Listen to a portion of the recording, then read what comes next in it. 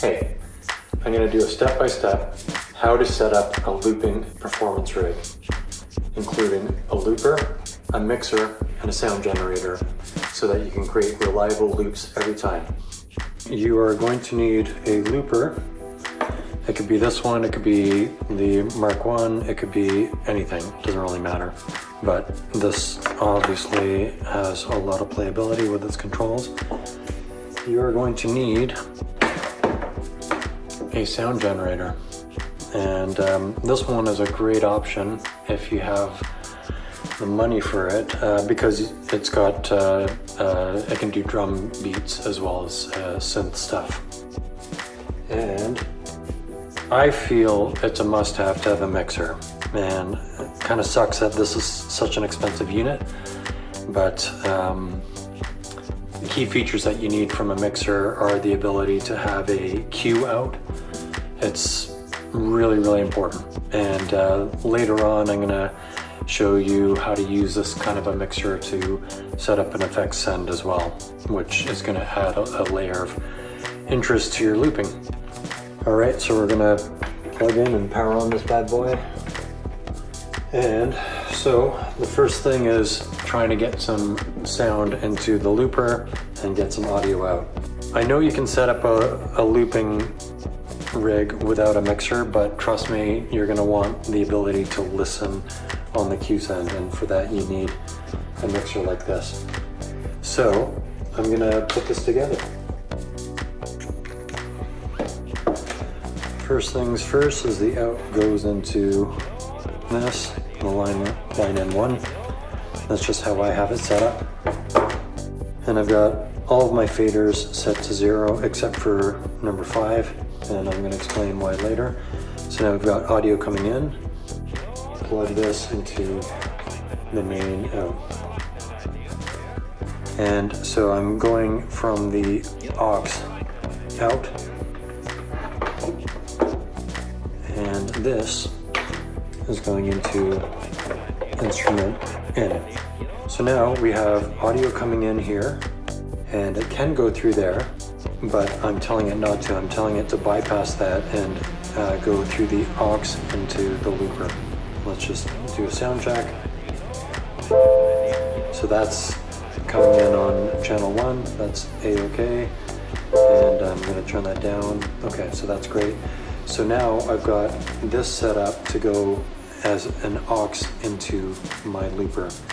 So I'm going to click the aux button. You'll see that, you probably can't see it because this thing's so damn small, but I've got this designed so that it is the send on the aux. And I manipulate this one the most, so I put it on this little corner here. And so what that means is that this is sending audio to this, and it's coming into here, but it's not coming out. So now we're gonna fix that.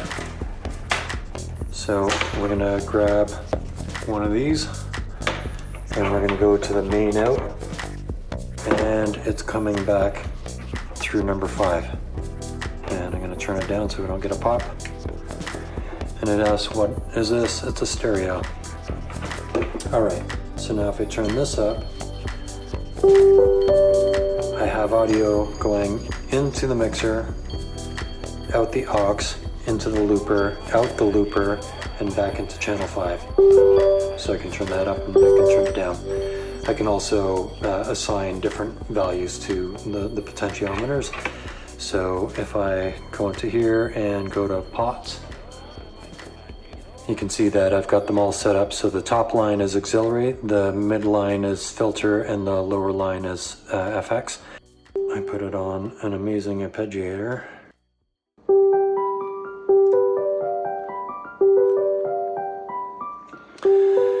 I can play around with the filter and make it a high pass, make it a low pass,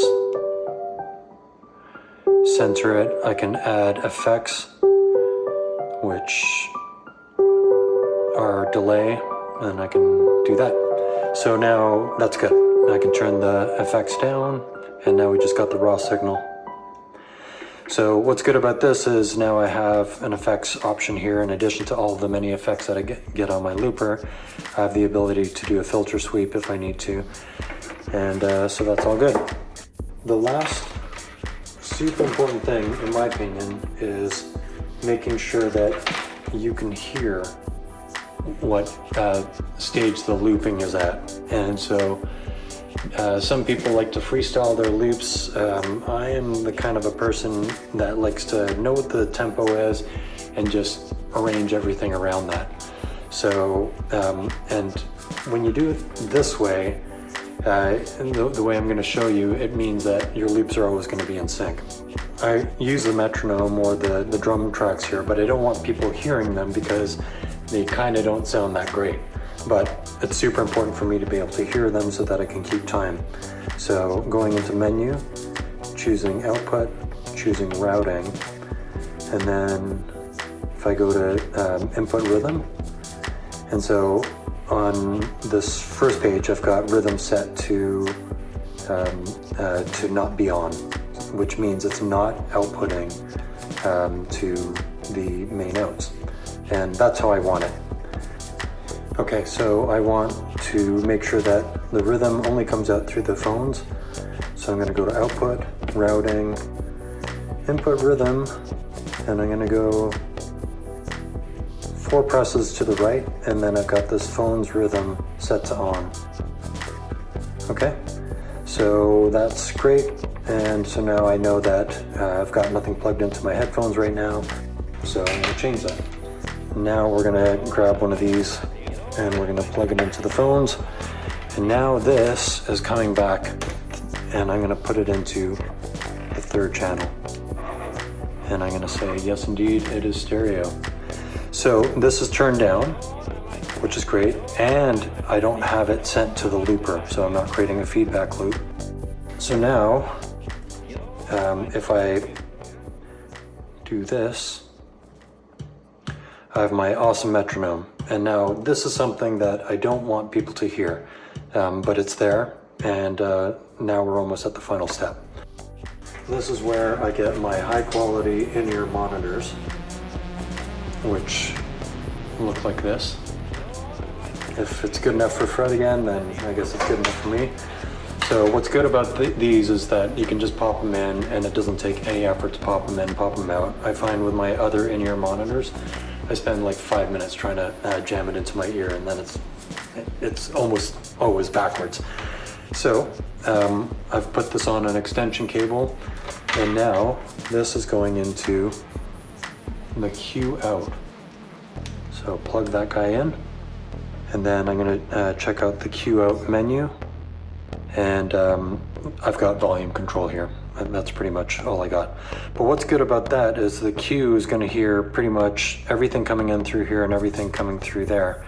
So I'm going to be able to hear that awesome drum beat, but the people who are listening aren't going to hear it, and it's just going to help me keep time. So now those are all the connections, and it's a lot of wires, but it totally makes it worthwhile. So now if I do that, I can tell that I've got a metronome going here. And then if I bring this all the way up to the microphone, maybe you can hear it, maybe you can't. It just really helps me keep time. So there you go. That is how you set it up. In the next video, I will show you how to use this rig to consistently get your loops to synchronize and to seamlessly transition from one song idea to another without stopping.